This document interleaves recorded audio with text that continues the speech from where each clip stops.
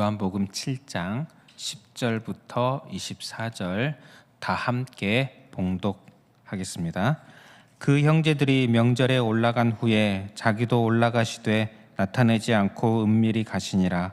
명절 중에 유대인들이 예수를 찾으면서 그가 어디 있느냐 하고 예수에 대하여 무리 중에서 수군거림이 많아 어떤 사람은 좋은 사람이라 하며 어떤 사람은 아니라 무리를 미혹한다 하나 그러나 유대인들을 두려워함으로 드러나게 그에 대하여 말하는 자가 없더라. 이미 명절의 중간이 되어 예수께서 성전에 올라가사 가르치시니 유대인들이 놀랍게 여겨 이르되 이 사람은 배우지 아니하였거늘 어떻게 그를 아느냐 하니 예수께서 대답하여 이르시되 내 교훈은 내 것이 아니요 나를 보내신 이의 것이니라. 사람이 하나님의 뜻을 행하려 하면 이 교훈이 하나님께로부터 왔는지 내가 스스로 말함인지 알리라. 스스로 말하는 자는 자기 영광만 구하되 보내신 이의 영광을 구하는 자는 참되니 그 속에 불의가 없느니라. 모세가 너희에게 율법을 주지 아니하였느냐? 너희 중에 율법을 지키는 자가 없도다. 너희가 어찌하여 나를 죽이려 하느냐? 무리가 대답하되 당신은 귀신이 들렸도다. 누가 당신을 죽이려 하나이까? 예수께서 대답하여 이르시되 내가 한 가지 일을 행하매 너희가 다 이로 말미암아 이상히 여기는도다. 모세가 너희에게 할례를 행했으니 그러나 할례는 모세에게서 난 것이 아니요 조상들에게서 난 것이라. 그러므로 너희가 안식일에도 사람에게 할례를 행하느니라. 모세의 율법을 범하지 아니하려고 사람이 안식일에도 할례를 받는 일이 있거든. 내가 안식일에 사람의 전신을 건전하게 한 것으로 너희가 내게 노여워하느냐? 외모로 판단하지 말고 공의롭게 판단하라 하시니라. 아멘. 오늘 말씀은 유대인의 명절 초막절에 있었던 이야기입니다. 초막절은 유대인의 가장 주요한 명절 중에 하나입니다. 초막절에 유대인들은 예루살렘에 모여서 명절을 보냅니다. 많은 사람들이 모인 자리에 당시에 아마도 큰 이슈가 예수님이었을 것입니다. 예수님에 대한 의견들이 분분하였습니다. 어떤 사람은 예수님을 좋은 사람이라 하고 어떤 사람은 미혹하는 자라 하고 그렇게 예수님에 대해서 많은 사람들이 궁금해하고 이야기하는 그런 이슈였던 모습을 볼 수가 있습니다. 예수님께서 초막절의 초반에는 내 때가 아직 차지 못하였다 하시면서 아무도 모르게 예루살렘에 올라가시고 초막절 중간에 접어들어서는 성전에서 말씀을 가르치시는 그런 모습이 나옵니다. 그 말씀을 가르치시면서 그들과 대화하는 그 장면을 통해서 오늘 우리가 예수님이 어떤 분이신지를 발견을 할 수가 있습니다. 예수님께서 성전에서 가르치시는 것을 본 유대인들이 이렇게 반응합니다. 15절에 유대인들이 놀랍게 여겨 이르되 이 사람은 배우지 아니하였거늘 어떻게 그를 아느냐? 배우지 않았다. 어떻게 그를 아느냐? 그를 어떻게 읽을 수 있느냐? 이런 말이 아니라 그 학식이 어떻게 이렇게 놀랍냐? 뛰어나냐? 이런 말입니다. 예수님의 가르침은 다른 복음서를 보면 기존의 서기관들과 같지 않고 권위 있는 특별한 그런 가르침이었습니다. 이것에 대해서 사람들이 놀랐습니다. 그리고 동시에 놀람과 동시에 예수님의 어떤 출신과 배경 같은 것을 보면서 업신여긴 것을 알 수가 있습니다. 놀람과 업신여김이 함께 공존하는 그런 반응으로 보입니다. 그러자 예수님께서 말씀합니다. 16절에 예수께서 대답하여 이르시되 내 교훈은 내 것이 아니요 나를 보내신 이의 것이니라. 나는 여호와께로부터 보냄을 받았고 나의 가르침은 나의 교훈은 여호와께로부터 온 것임을 지금 선언하고 계십니다. 그리고 이어서 말씀하시기를 17절에 사람이 하나님의 뜻을 행하려 하면 이 교훈이 하나님께로부터 왔는지 내가 스스로 말함인지 알리라. 하나님 앞에서 진실되게 하나님의 뜻대로 행하려는 사람은 예수님의 가르침이 하나님께로부터 온 것이기 때문에 이 가르침이 하나님께로부터 온 것이구나 안다는 것입니다. 반대로, 이 말은 반대로 하나님 앞에서 진실되지 않은 자, 내가 하나님의 뜻을 행하려는 진실된 마음이 아니라 하나님의 뜻을 행하는 것이 어떤 가식적, 형식적, 외식적으로 하나님의 뜻을 행하려는 사람이라면 예수님의 가르침이 실제로는 하나님으로부터 온 것이기 때문에 그것을 거부하는 것입니다. 그런 말씀입니다. 먼저 예수님께서 내가 하나님께로부터 왔다, 내 교훈이 하나님께로부터 온 것이다 선언하시고, 정말 하나님의 뜻대로 살려고 하는 사람이라면 하나님께로부터 온 것임을 당연히 알고, 그런데 정말 하나님의 뜻대로 살려는 사람이 아니라면 모른다는 것입니다. 거부한다는 것입니다. 그 자리에서 예수님을 미워하고 업신여겼던 유대인들, 예수님의 교훈을 받아들이지 않았습니다. 무슨 말입니까? 너희들은 진실되게 하나님의 뜻을 행하려는 그런 자가 아니라는 것을 지적하는 것이죠. 하나님의 영광을 구하는 자가 아니라 18절 말씀에 의하면 하나님의 영광을 구하는 자가 아니라 자신의 영광을 구하는 자라고 지적하고 계시는 것입니다. 또한 이 말씀을 통해 우리가 예수님이 어떤 분이신지를 발견을 합니다. 예수님은 하늘로부터 오신 분, 하나님의 말씀을 전하신 것을 보면 예수님은 참 선지자, 참 하나님의 아들. 18절 말씀에 의하면 예수님은 아버지의 영광을 구하시는 분, 아버지의 영광을 구하고 드러내시는 분, 자신의 영광을 드러내지 않으시는 분임을 알 수가 있습니다.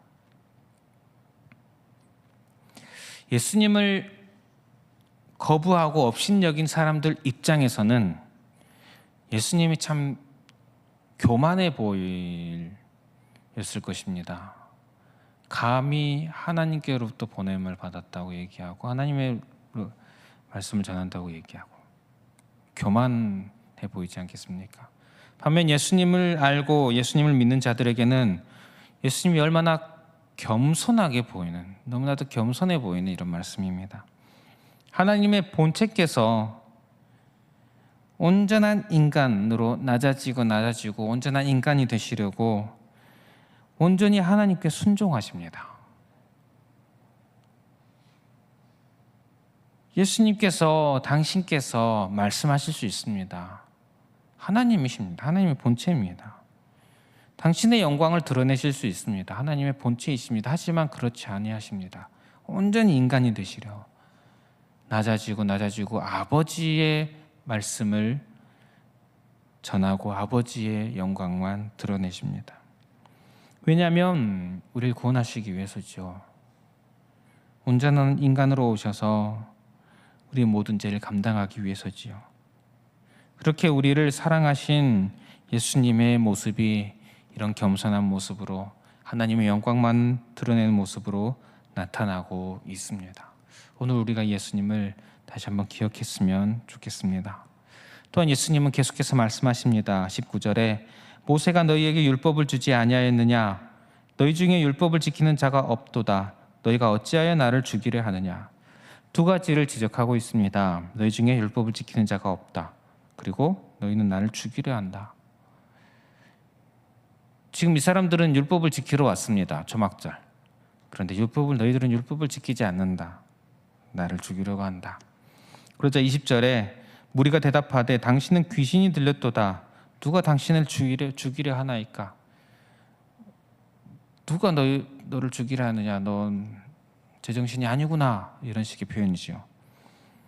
그런데 이미 죽이려 했습니다. 요한복음 5장에 예수님을 죽이려 하는 장면이 나옵니다. 지금 성전에서 예수님 말씀하실 때에 그 자리에 있는 사람들, 분명히 예수님을 죽이려 했던 그 사람들이 있었을 것입니다. 그러자 예수님께서 말씀합니다. 21절에 예수께서 대답하여 이르시되 내가 한 가지 일을 행하매 너희가 다 이로 말미암아 이상히 여기는도다. 이제 이전에 있었던 이야기를 언급하십니다. 한 가지 일.